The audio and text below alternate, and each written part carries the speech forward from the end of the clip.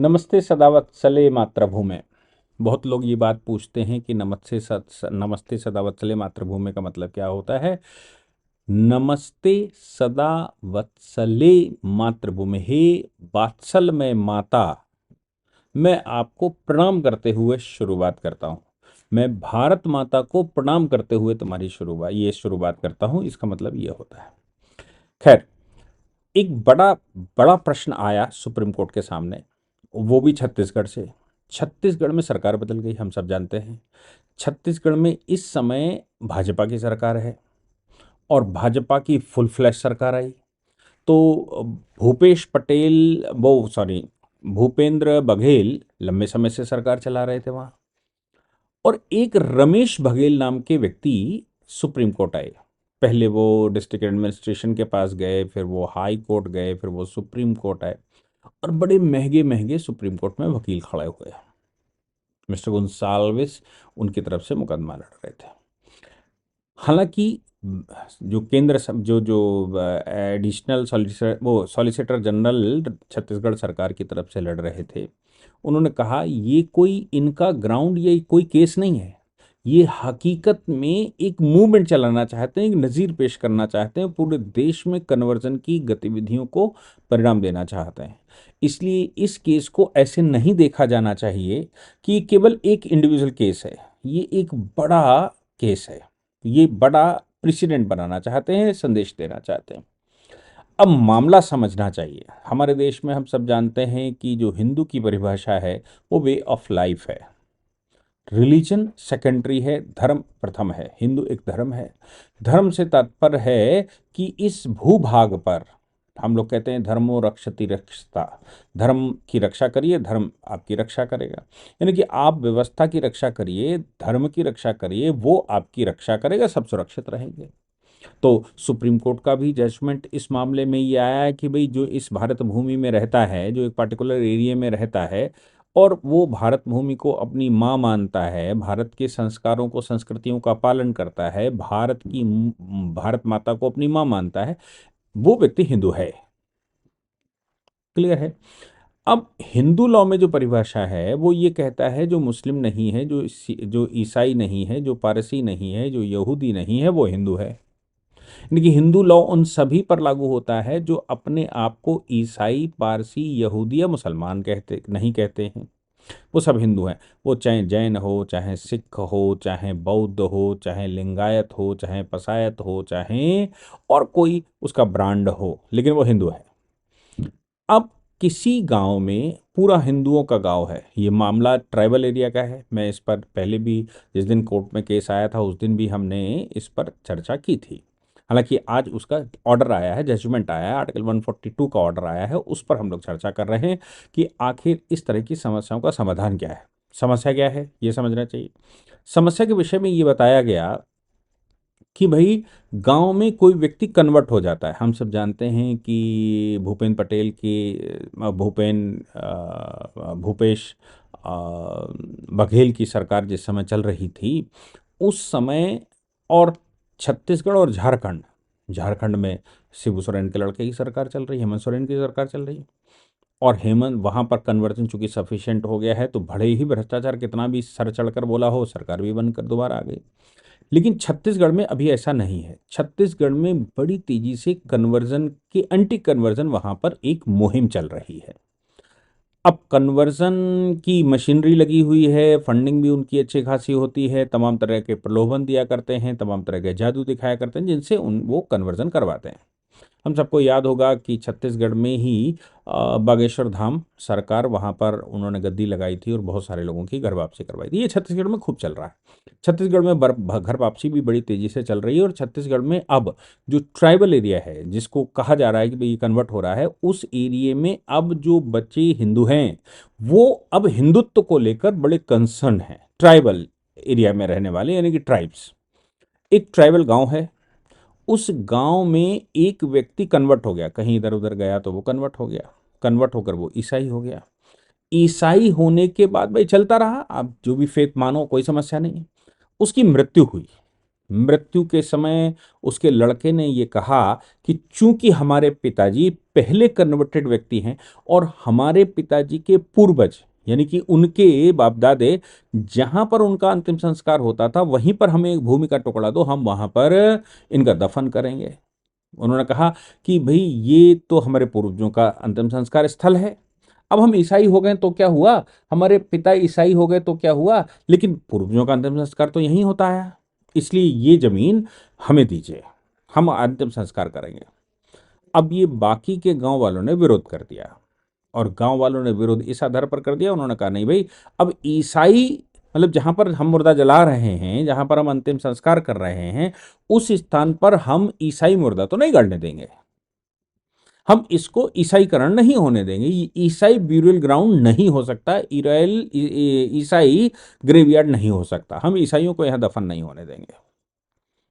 व्यक्ति ने कोशिश की कि भाई उसी स्थान पर हमारे जहां पर बाबा का हुआ था, बाबा हिंदू थे और पिता ईसाई थे, इसलिए जहां बाबा का हुआ वहीं पर होगा। जब बहुत ऊधम हो गया तो वो डिस्ट्रिक्ट एडमिनिस्ट्रेशन के पास गए। एक एएसपी ने हालांकि एफिडेविट भी लगाया है, वो डिस्ट्रिक्ट मजिस्ट्रेट के पास गए। डिस्ट्रिक्ट मजिस्ट्रेट से उन्होंने कहा, डिस्ट्रिक्ट मजिस्ट्रेट ने कहा भाई लॉ एंड ऑर्डर की समस्या कि पूरा गांव एक सुर में खड़ा दिखाई पड़ रहा है, अगल बगल के गांव एक सुर में खड़े दिखाई पड़ रहे हैं, तो आप एक काम करिए कि अंतिम संस्कार यहां से 20 किलोमीटर दूर जो राज्य सरकार ने ईसाई दफन करने के लिए, मुर्दा दफन करने के लिए अलॉट किया है, वहां पर जाकर आप दफन कर दीजिए, बात खत्म हो गई। इन सज्जन का कहना था मेरे पिता कन्वर्ट जरूर हो गए हों, मेरा अपना ये पैतृक गांव है और मेरे पैतृक गांव में मेरे पिता का अंतिम संस्कार उनके पूर्वजों के अंतिम संस्कार के स्थान पर ही होगा। मामला पकड़ते पकड़ते वो ईसाई ऑर्गेनाइजेशन, कन्वर्जन ऑर्गेनाइजेशन तमाम उसमें एक्टिव हो गई कि भाई अगर ये मामला हुआ तो ये हाईलाइट भी होगा। वो हाईकोर्ट चले गए।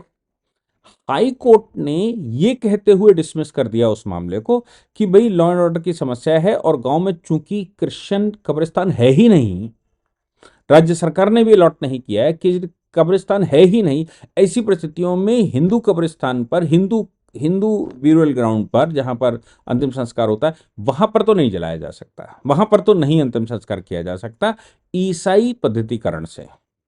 हाई कोर्ट ने जो डिसमिस किया तो सुप्रीम कोर्ट आ गया। सुप्रीम कोर्ट में दो जजेस की बेंच में पड़ा, ऑनरेबल जस्टिस नागरत्ना और ऑनरेबल जस्टिस सतीश शर्मा। दो जजेस की बेंच ने सुनवाई करी। ऑनरेबल जस्टिस नागरत्ना ने उस दिन भी, जिस दिन सुनवाई कर रही थी उस दिन भी कहा था कि भाई ये तो बहुत खराब बात है कि 10-12 दिन से कोई व्यक्ति मरने के बाद मॉर्चुरी में रखा हुआ है, मुर्दा अभी सेफ रखा हुआ, उसका अंतिम संस्कार नहीं हो रहा। उन्होंने राज्य सरकार को बुला लिया। राज्य सरकार की तरफ से तुषार मेहता साहब प्रेजेंट हुए।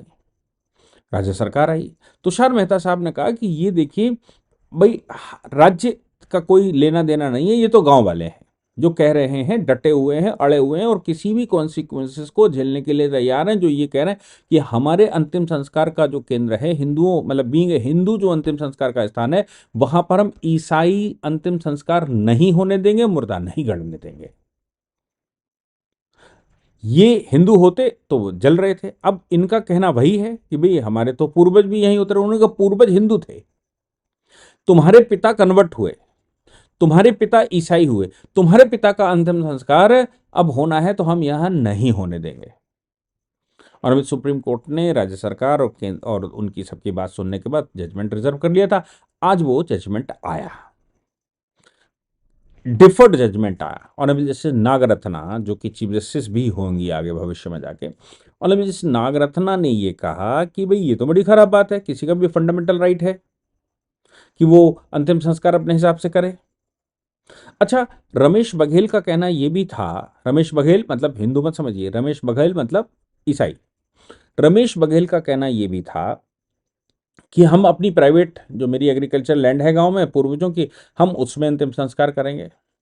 गांव वालों का कहना था कि तुम अंतिम संस्कार मेरे गांव में कर ही नहीं सकते, क्यों? क्योंकि ये गांव हिंदुओं का है, यहाँ पर हम ईसाईकरण नहीं होने देंगे, क्योंकि अगर एक हुआ तो फिर और धीरे धीरे करके ये हमारे यहाँ फैल जाएगा, इसलिए हम तो नहीं होने देंगे। राज्य सरकार ने भी ये स्वीकार किया, उन्होंने कहा भाई ये नया काम नहीं हुआ, हमने तो ऑलरेडी जगह बना रखी है, वो भले ही 20 किलोमीटर दूर हो, दूर जगह है, वहां पर दफन करिए। ये सज्जन कह रहे हैं हम यहीं पर दफन करेंगे, इनके वकील और ये सब इकोसिस्टम पूरा एक्टिव था, हम यहीं दफन करेंगे। सुप्रीम कोर्ट ने कहा भी फंडामेंटल राइट है वो अपनी एग्रीकल्चर लैंड में दफन करना। भाई ये बात देखो, सुप्रीम कोर्ट ने डिफर्ड ऑर्डर जरूर आया, लेकिन एक बात स्वीकार करी, एक बात स्वीकार करी कि जहां पर हिंदुओं का अंतिम संस्कार होता है वहां तो अंतिम संस्कार नहीं हो सकता। हाँ ये है कि प्राइवेट लैंड पर अगर तुम उनको कब्र बनाना चाहते हो तो बना सकते हो, ये तुम्हारा राइट है। साथ में राज्य सरकार को भी लताड़ लगाई ऑनरेबल नागरत्ना ने, केवल लताड़ लगाई। अब मजे की बात यह है कि डिफर्ड जजमेंट, सोचने की बात है, डिफर्ड जजमेंट, लेकिन 3 जजों की बेंच नहीं गया, रिफर नहीं हुआ, ऑर्डर हुआ। डिफर्ड जजमेंट होने के बाद ऑर्डर हुआ, यानी कि ऑनरेबल जस्टिस सतीश शर्मा और ऑनरेबल जस्टिस नागरत्ना दोनों ने डिफर्ड ऑर्डर किया, दोनों ने अलग अलग ऑर्डर किया। ऑनरेबल जस्टिस नागरत्ना कह रही थी कि हो सकता है, ऑनरेबल जस्टिस सतीश शर्मा ने कहा कि नहीं हो सकता, भाई ये संभव नहीं है।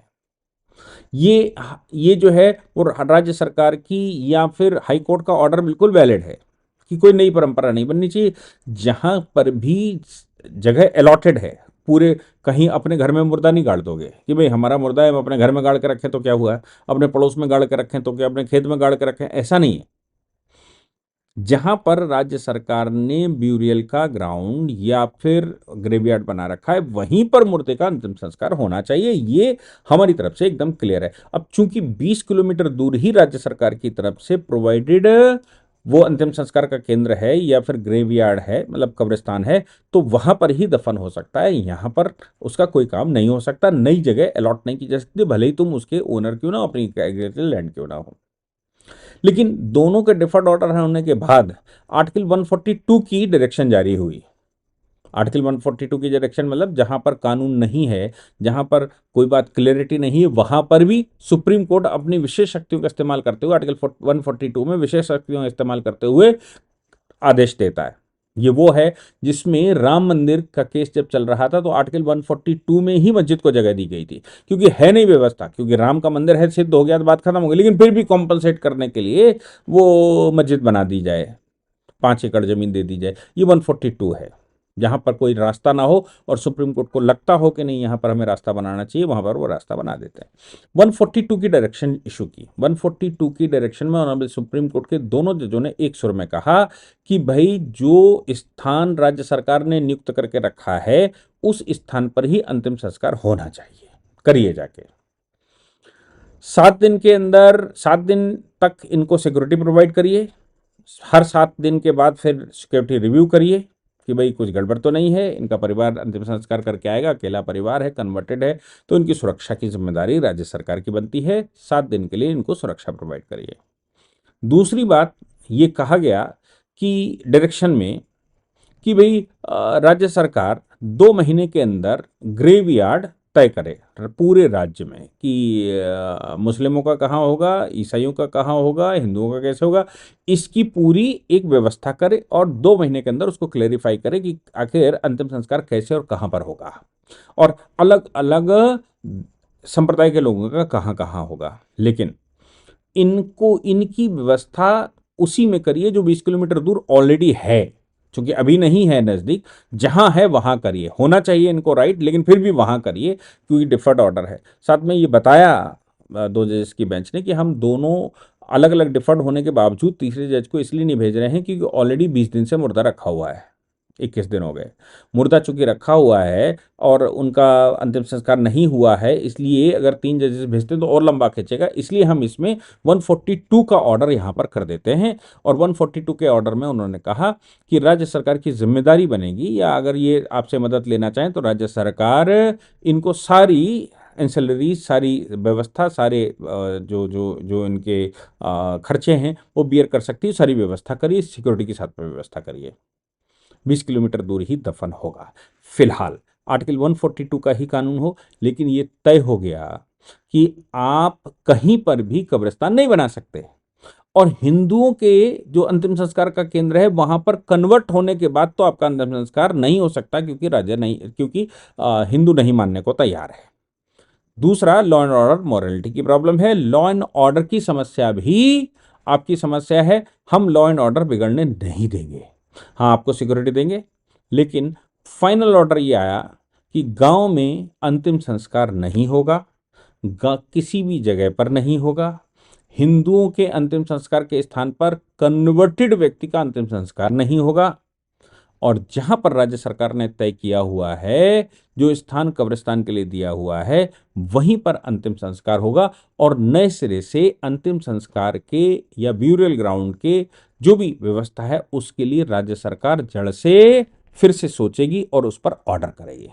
एक अच्छा ऑर्डर है, हालांकि क्लैरिटी लॉ की नहीं है। सुप्रीम कोर्ट के इस ऑर्डर के बाद मुझे लगता है केंद्र को या राज्य को इस पर कानून भी बनाकर क्लैरिटी देनी चाहिए। जय हिंद, जय भारत, वंदे मातरम।